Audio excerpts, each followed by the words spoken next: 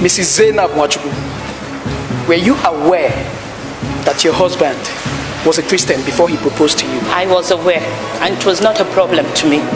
You have 3 kids already, and your marriage is 10 years old, right?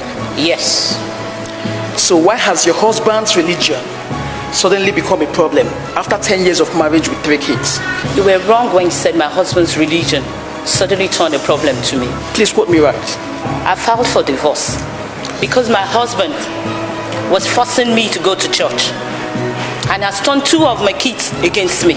What was the agreement you had with your husband before he got married to you?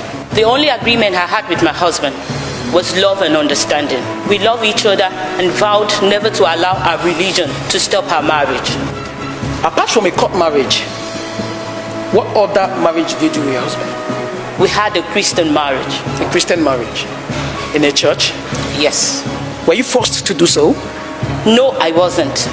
I accepted because I needed to get married and also to make him happy. You accepted to marry him because you loved your husband, which means you actually tricked him to marry you. That wasn't what I meant.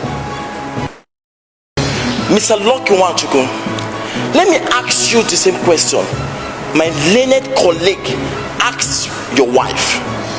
Were you not aware your wife was a Muslim before you got married? I was aware. And you promised never to allow our religion be a problem to you? Well, I did. But this time around, I'm not comfortable with it anymore. Mr. Lucky Wanchuku, what you're doing is absolutely wrong. You tricked this young lady and her parents by telling them our religion won't bring a misunderstanding between you. They gave you their blessings and even supported you financially. Point of correction. My in-laws never supported me financially. Please. Who bought the car you're driving? The car I am driving does not have anything to do with the matter on ground. It has absolutely everything to do with it. If you love your wife, you won't let this religious issue come between you. An issue you both sorted out before you got married. Don't I have the right to tell my wife what I want and what I don't want? Not in the manner you are going about it. I have never approached this issue with the wrong manner. I have never. What was the last action you took? I mean, the action you took before your wife filed the divorce. Action? I can't remember, please. I will remind you. On several occasions, you threatened to separate from your wife if she doesn't go to church with you. Last month, on 17th of July to be precise, you dragged her and drove to your church against her will. I beg your pardon. I did not drag her into my car. She willingly entered the car and followed me to church. Mr. Lucky Wanchuku, I want to congratulate you for achieving your aim. I want to congratulate you for succeeding in using my client to get to our brother's world. Mrs. Zainab Mwachuku, apart from religion, do you believe that a man is the head of a home? Yes. Even my religion supports the man being the head of the family. Good. And you believe that a woman should be submissive to her husband as the head of the home?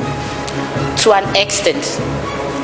I cannot submit when it will lead me to total destruction.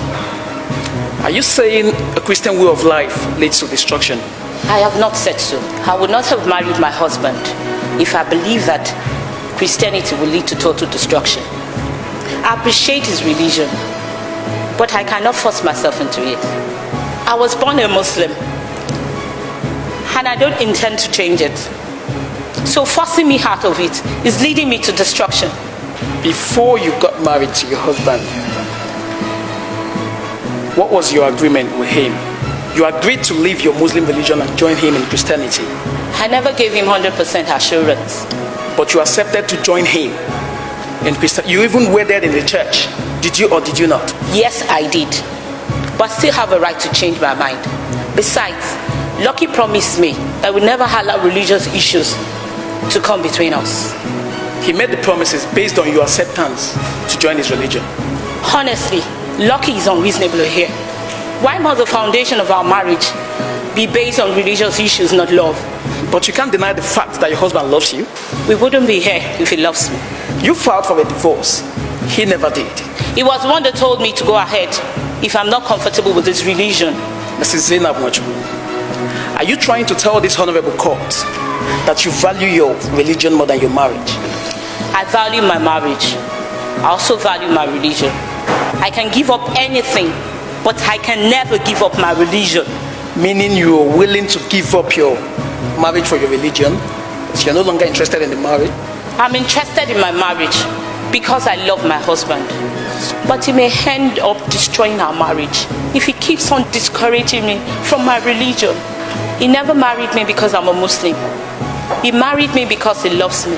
I never accepted him because he's a Christian.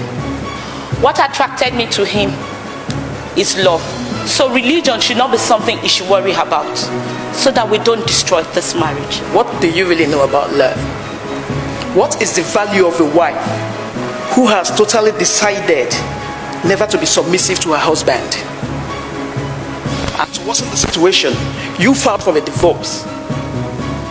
Mrs. Zainab Mwachubu, I will advise you to set aside religious sentiments and face your marriage. After all, we all are serving the same God.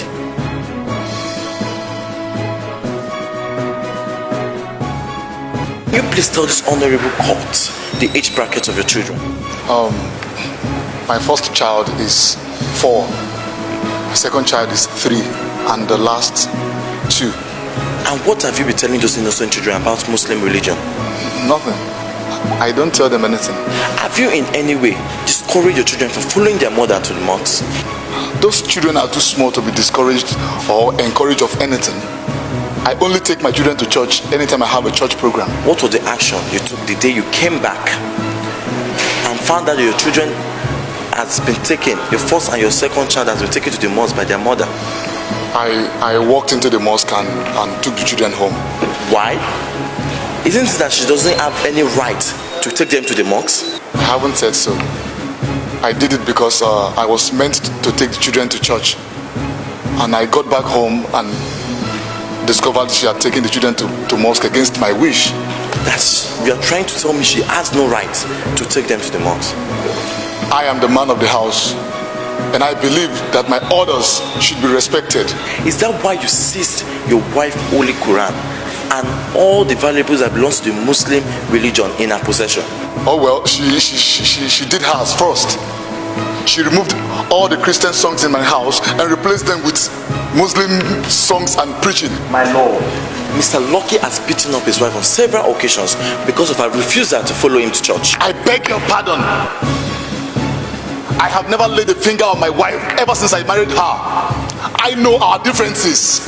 What about the time you bundled her to your car and forced her to church? I've never bundled her into the car. Neither did I force her to my church.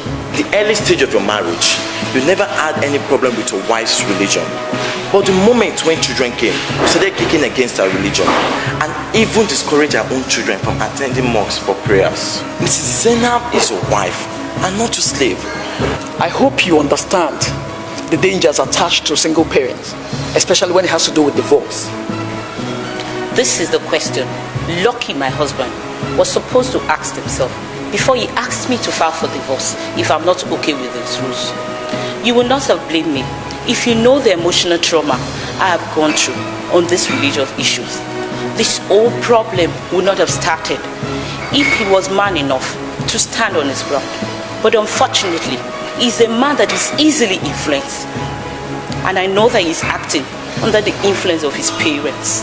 That's your problem. You always think your husband is acting under the influence of his parents. But that is it. They never liked me from the first day I married Lucky.